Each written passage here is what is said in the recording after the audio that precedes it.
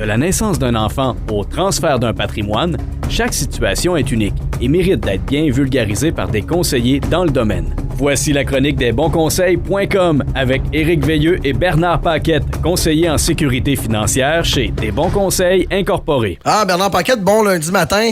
Bon matin. Comment ça va? Passé une belle semaine de relâche? Oui, très. J'ai pris un peu de temps avec les enfants. On a rechargé les batteries, on profite du soleil. Puis même aujourd'hui, ils ont un retour progressif. Ils sont en pédagogie. Oui, pour la plupart.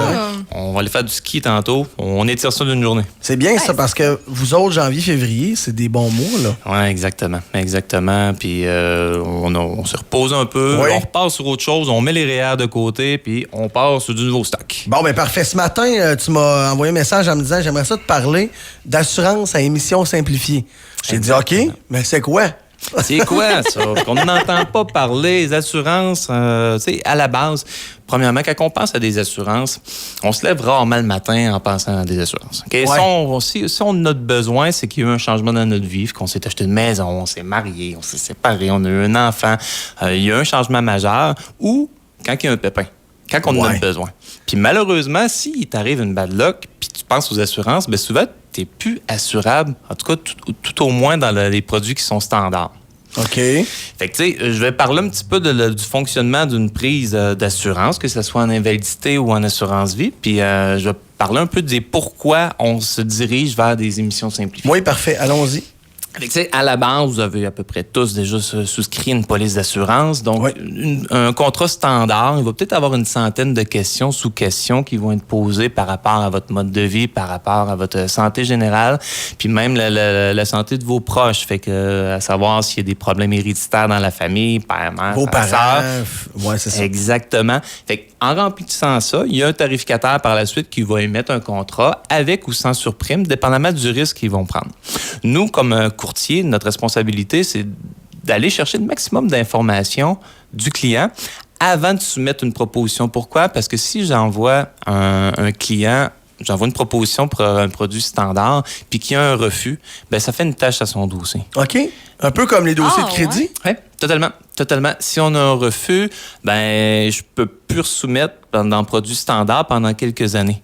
Fait que rendu là, oui, fait que c'est important de tout dire à son courtier. À la base, c'est notre job de poser les questions, mais des fois, c'est pas pour mal faire qu'on cache quelque chose, c'est juste qu'on n'y pense pas, que ça peut être grave et que ça peut avoir un impact. Il faudrait pas que je cache. Là. Admettons, de quoi d'assez banal. On va demander aux gens, bon, OK, est-ce que tu es en santé? Tout le monde à 95 oui, je suis en forme. OK, fait que est-ce que vous prenez la médication sur une base régulière? Ah oui. OK, bon, la pression, le cholestérol, il y a quand même beaucoup de diabétiques dans les dernières années. On dirait qu'il y a une hausse assez flagrante. Le diabète fait partie des trucs à faire attention. Mais des trucs qu'on n'y pense pas non plus. Quelqu'un qui collectionne l'étiquette de vitesse. Oui, on parlait de moto tout à l'heure, Nick. Ben, tu sais, les motos, ça peut aller à 300 km/h. Fait que, tu sais, c'est pas pour rien, ça peut aller à 300, c'est qu'il y en a qui aiment ça rouler vite. Fait que quelqu'un qui collectionne l'étiquette de vitesse peut faire en sorte qu'on n'est pas assurable.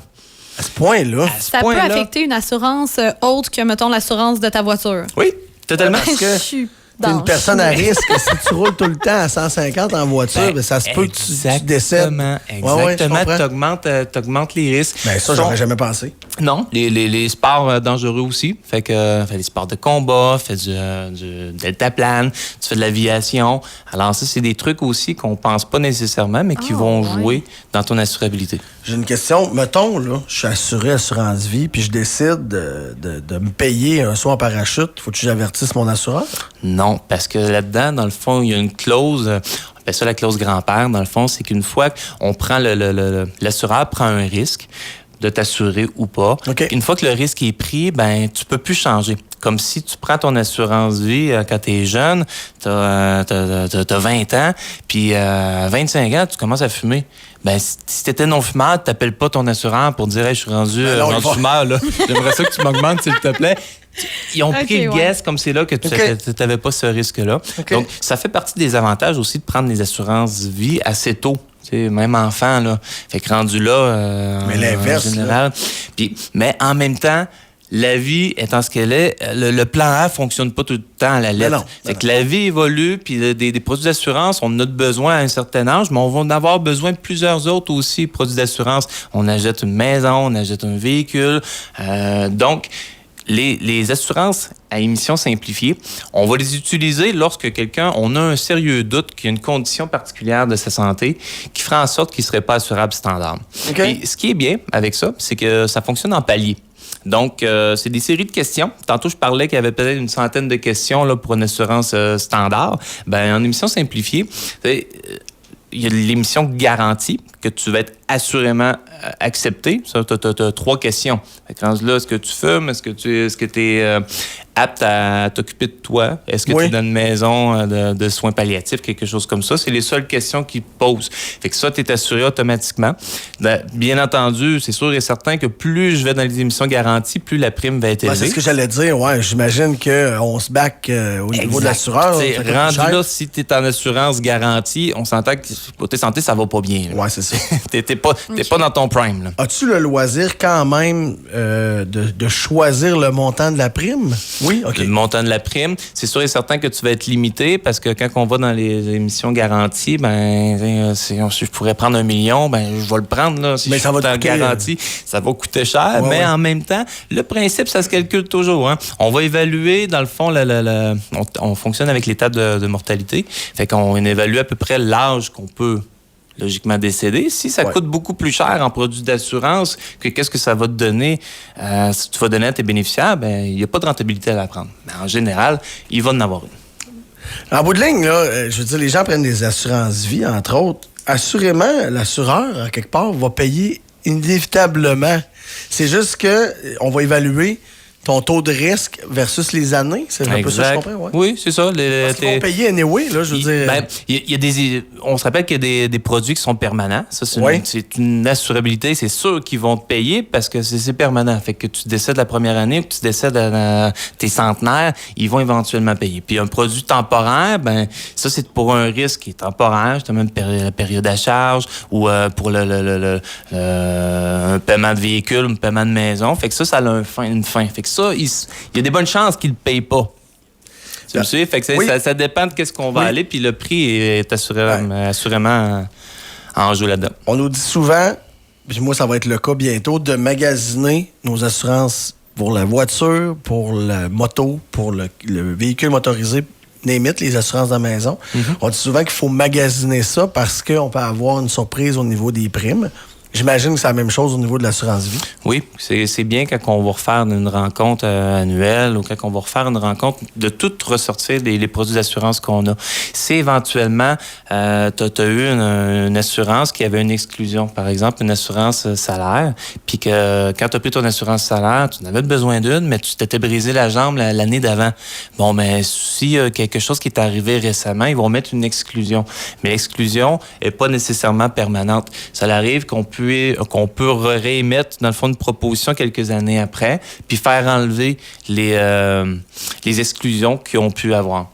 Donc, puis c'est ça, il y a plusieurs choses qui vont varier. Le poids, c'est quelqu'un qui est en obésité morbide. Des fois, tu regardes des tables de poids, des fois, on tombe vite proche du morbide. Des fois, tu fais le saut. Tu dis, un peu là. Je regarde ma grandeur, je regarde mon poids. Seigneur, je suis pas loin. J'ai hâte d'avoir ma poussée de croissance. Il me manque quelques pouces, là. Oui, c'est ça. C'est à calculer, c'est à regarder. Puis, dépendamment, justement, si on est sur le banc, parce qu'ils ont tous, chaque assureur, tous les assureurs ont des points positifs, mais ils ont tous aussi leur credo.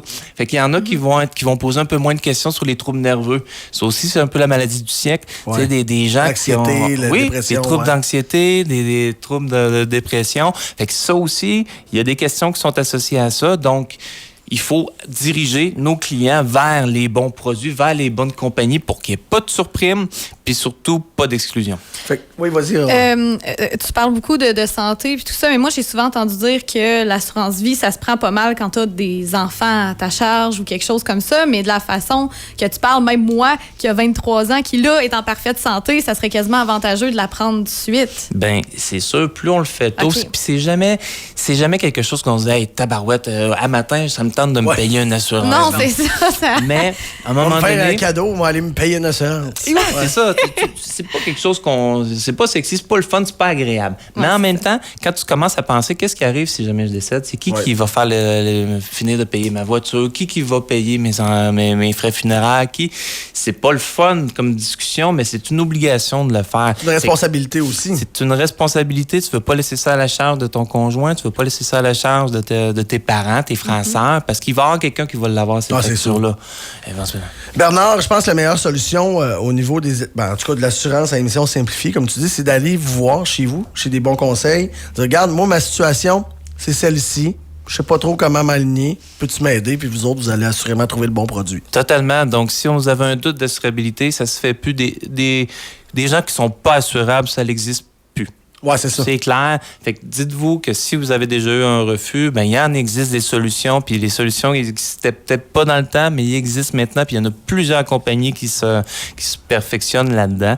Donc oui, venez voir, puis on évalue. On essaie toujours d'aller dans les compagnies standards, mais il existe des très, très, très, très bons plans B. Moi, je me souviens encore des publicités quand j'étais plus jeune. Ils disaient, ça te coûte juste un café par jour, puis aucun représentant n'ira chez vous. Tu vas être accepté, garanti. Tout ça, c'est vrai, mais il y a un prix qui va avec ça. Souvent, la prime qu'ils nous disent, le café par jour, ben, t'es en top shape puis tu n'as fait une prise de sang. Là. Bernard, si les gens veulent avoir de l'information, votre site Internet, évidemment. Le site Internet, meilleur moyen, alors www.desbonsconseils.com. Ça va me faire plaisir de vous aider. Je te souhaite une belle semaine printanière. Merci beaucoup, à vous aussi. Merci, salut Bernard. Merci, bye. Desbonsconseils.com vous a été présenté par Éric Veilleux et son équipe située au 135-25 boulevard Lacroix à Saint-Georges. De la naissance d'un enfant au transfert d'un patrimoine, différentes stratégies s'offrent à vous. Parce que chaque situation financière est unique, vous devez vous assurer d'en tirer le maximum. Notre équipe d'expérience est là pour vous donner les bons conseils dont vous avez besoin. Communiquez avec nous au 228-72-24 ou desbonsconseils.com.